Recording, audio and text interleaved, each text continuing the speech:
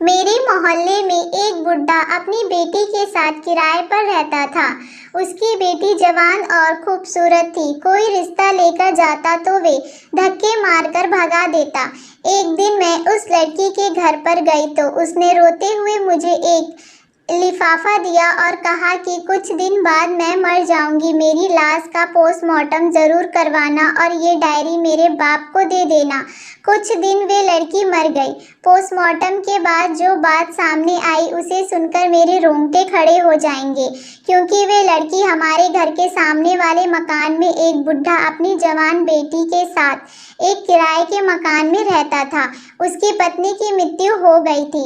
उसका कोई बेटा भी नहीं था। अंकल जी की बेटी बहुत खूबसूरत थी। उसकी शादी की उम्र हो गई थी।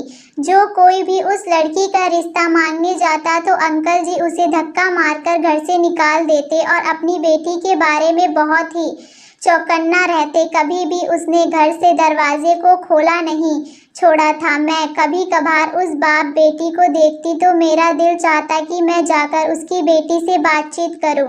एक दिन मैंने अपनी मम्मी से कहा, मम्मी मुझे लगता है साथ वाली मीना से मिलना पड़ेगा, बेचारी अकेली है। उसका बूढ़ा बाप हर टाइम उसे घर में बंद रखता है। मम्मी कहने लगी, बेटी यहाँ लोग बहुत ही अजीब हैं, तुम खबरदार जो उसके घर गई। मोहल्ले में से कई लोग उसकी बेटी का रिश्ता मांगने गए मगर उसने धक्के देकर सबको निकाल दिया है। देखो उसके पीछे कोई ना कोई वजह तो जरूर होगी। मुझे तो दाल में कुछ काला लगता है। मम्मी की बात सुनकर मैं सोच में पड़ गई थी। मैंने आसपास मोहल्ले वालों से भी पूछा था, उन्होंने भी एक अजीब सी बात कही थी।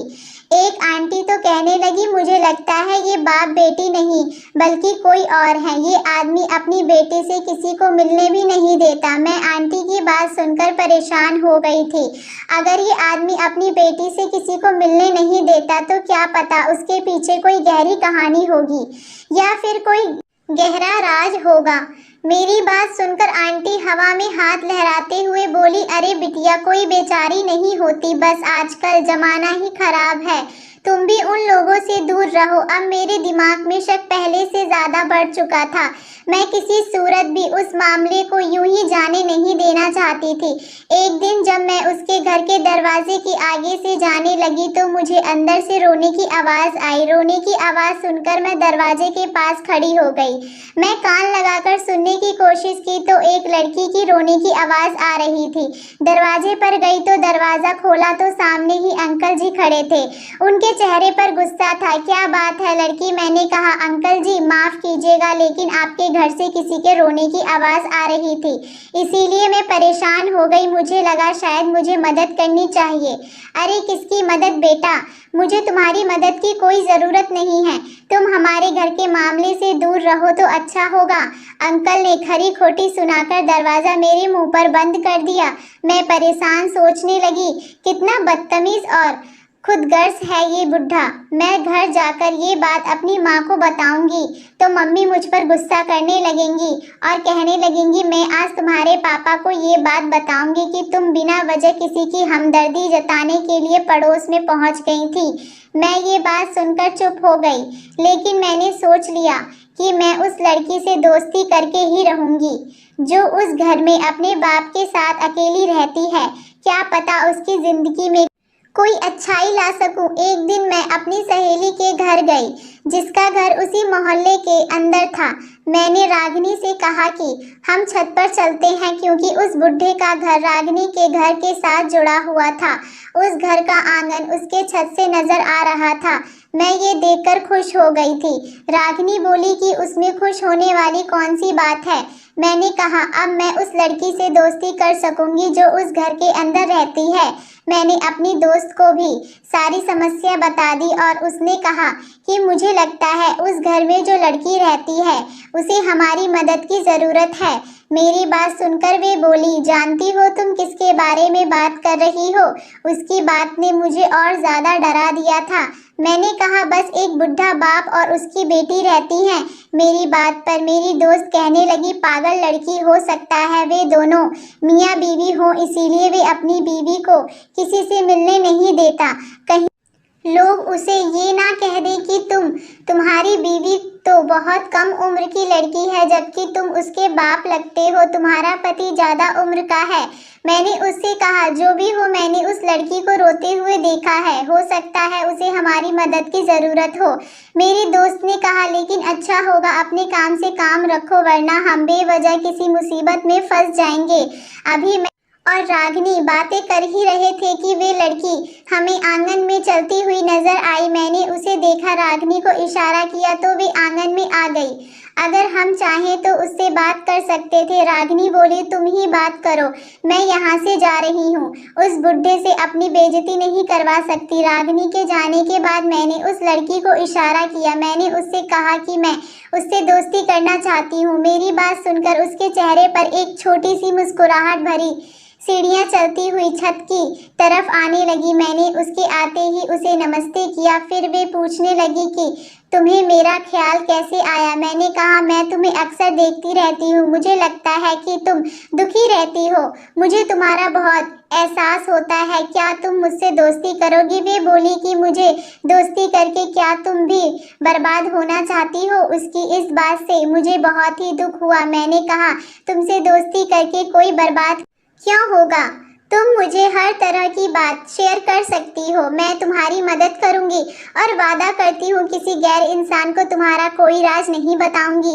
मेरी बात सुनकर वे हंसकर कहने लगी मैं एक बदकिस्मत लड़की हूँ, मुझे लगता है मेरे बाप ने मुझे उस घर में बंद करके अच्छा नहीं किया, लेकिन अब जब अपनी कहानी देखती हूँ तो ऐसा लगता है कि आपने जो किया वे ठीक किया, मैं उस काबिल ही थी। मैं उसकी बात सुनकर परेशान हो गई तो वो पहेलियां बुझा रही थी। मेरे पास टाइम कम था, इतने में मेरी दोस्त छत पर आ गई और बोली तुम्हारी मम्मी तुम्हें बुला रही हैं। मैं अपनी मम्मी के साथ वापस चली गई, लेकिन मैंने सोच लिया था कि अब मैं रागिनी के घर जाकर उससे बात किया करूंगी। अगले दिन मैं फिर रागिनी के घर आ गई। मैंने छत से देखा तो वे लड़की अपने आंगन में बैठी हुई थी, लेकिन अब की बार उसकी सिसकियों की आवाज ऊपर तक आ रही थी। ये देखकर मैं परेशान हो गई। मैंने उसे इशारा किया तो वे वहां से इशारा करके बोली कि मैं ऊपर नहीं आ सकती, तुम चाहो तो मेरे पास आ सकती हो, दरवाजा खुला हुआ है। मैं उसके घर चली गई। उसने अपने पेट पर हाथ रखा हुआ था और वे बुरी तरह से रो रही थी। क्या हुआ, तुम्हारे पेट में दर्द है क्या। वे कहने लगी ये दर्द मेरी मौत के साथ ही खत्म होगा।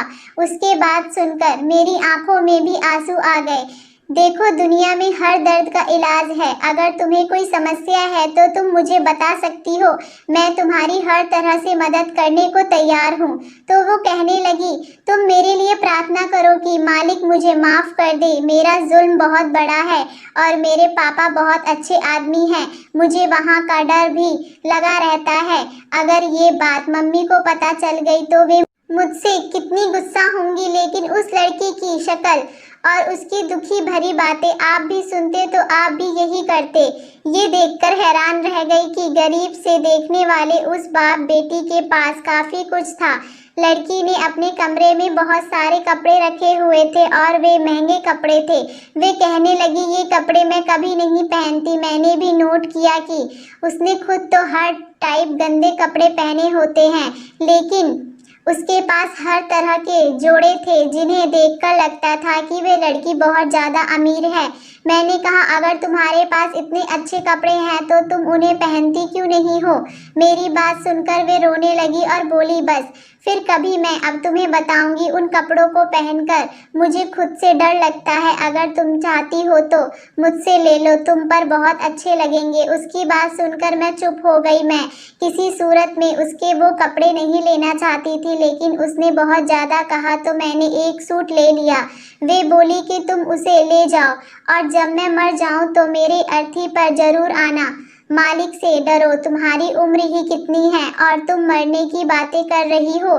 फिर उसने अपने कमरे में रखी एक अलमारी को बड़े हिफाजत से खोला। उसमें एक काले रंग की डायरी निकाली और फिर उस एक लिफाफे में डालकर मुझे दे दिया और कहा कि मेरे मरने के बाद मेरे पापा को दे देना। मैंने डरते हुए डायरी ले ली और अपने घर वापस आ गई। उसके पेट में जो दर्द था वे बढ़ता जा रहा था। मैं घर वापस आई। माँ ने मेरे हाथ में इतना महंगा सूट देखा तो कहने लगी, बेटी ये तुम कहाँ से लेकर आई हो? मैं माँ से कोई बात भी छिपा नहीं सकती थी। डायरी के अलावा हर बात मैंने अपनी माँ को बता दिया। मेरी माँ ने ये सुनकर तो वे अपना सर पकड़कर बैठ गई और बोली कि तुम कितनी बेवकूफ़ हो। मैं तुम्हें जिस बात से मना करती हूँ तुम वही हरकत करती हो। अगर तुम्हारे पापा को ये मोहल्ले वालों को ये बात पता चली तो वे क्या कहेंगे? कल को उसके साथ कुछ हो गया तो तुम क्या करोगी? वे तो मरने की बातें कर रही है। अगर वे सच में मर गई तो क्या होगा? मम्मी आप कितनी खुदगर्ज हैं। मम्मी ने मेरी बातें सुनकर मुझ पर बहुत सख्ती से पाबंदी लगा दी।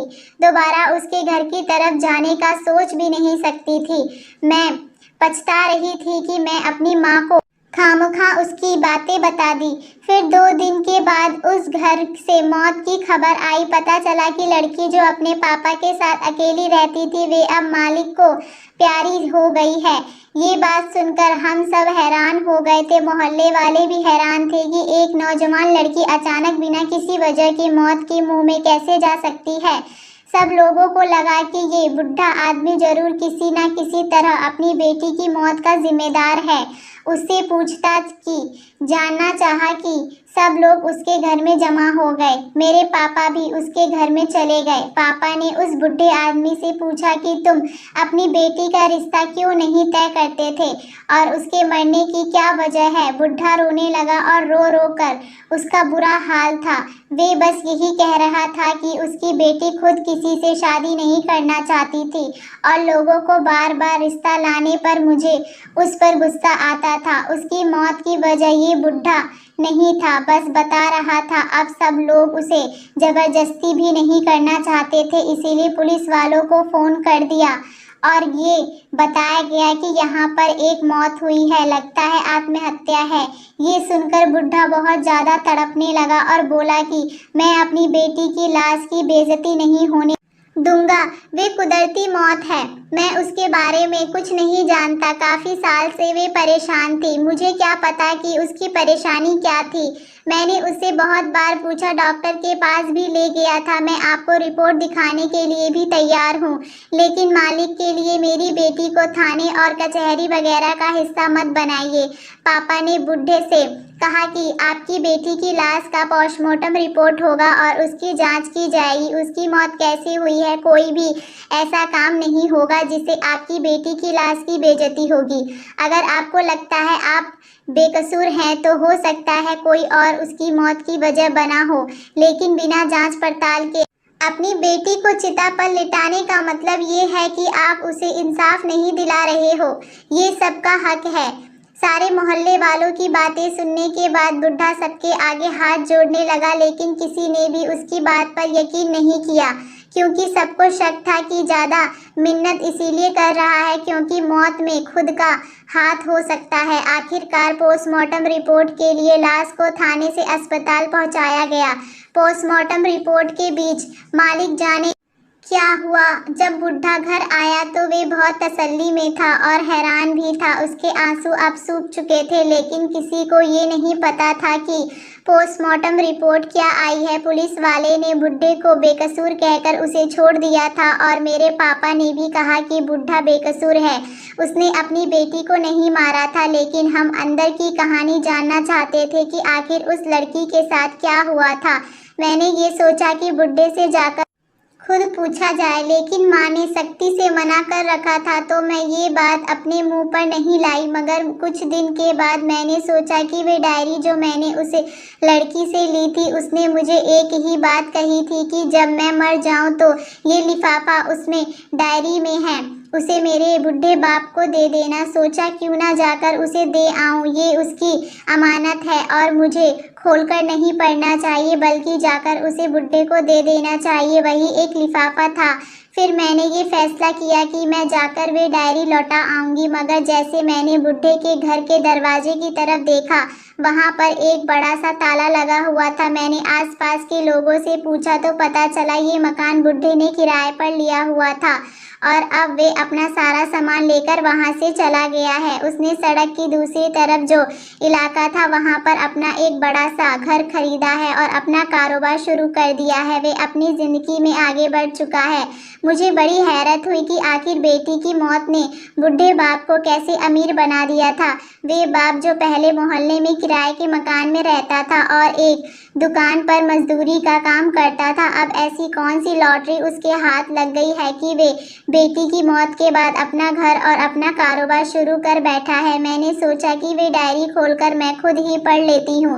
उस बुढ़े को कहाँ पर ढूंढूंगी, उसे पढ़ने से मुझे सारी हकीकत मालूम हो जाएगी। फिर अगर कभी वे मिला तो मैं उस डायरी को उसे दे दूंगी। जब मैं उस लिफाफे में से डायरी निकालकर पढ़ना शुरू किया तो मेरे होश उड़ गए। उसमें जो बात लिखी थी वे बड़ी ही अजीब थी। वे गरीब थे। बुढ़े की बेटी ने आंसुओं से भरी हुई शब्द लिखे थे, पापा मुझे माफ कर देना, मैंने जो भी किया उसमें गलती मेरी ही थी। उस पाप के बाद मैं आपके सामने सर उठाने के काबिल नहीं थी। आपकी परवरिश का कोई कसूर नहीं था। माँ के मरने के बाद आपने मुझे माँ की कोई कमी नहीं होने दी। मुझे एक लड़के से प्यार हो गया था। अगर उसकी बातों में ना आती और इतना बड़ा कदम नहीं उठाती तो कभी भी वे अपने घर लेकर ना जाता। दीपक एक बहुत ही अमीर बाप का बेटा था। मैं उसकी बड़ी सी गाड़ी और उसका बड़ा बंगला देखकर पागल हो गई थी। मुझे लगा वे सच में मुझसे मोहब्बत करता है और मुझसे शादी करेगा, मगर वे तो मुझे अपने मकसद के लिए इस्तेमाल कर रहा था। दीपक को किसी मसीहा से कम नहीं मानती थी, मगर वे मसीहा नहीं, वे तो भेड़िया निकला था। मैं एक गरीब बाप की बेटी थी। मैं जब उसके बड़े से घर में कदम रखा तो उसने मुझे यही वादा किया कि वे मुझे उस घर की बहू बनाएगा, मुझे उस घर की शहजादी बनाकर रखेगा। लेकिन वहां जाकर मुझे पता चला कि वो तो मेरी इज्जत लूटने के लिए मुझे यहाँ लाया है। वहाँ उसके दोस्त भी थे। अकेली लड़की कुछ नहीं कर सकती थी। मेरी चीख पुकार की आवाज़ किसी ने नहीं सुनी थी।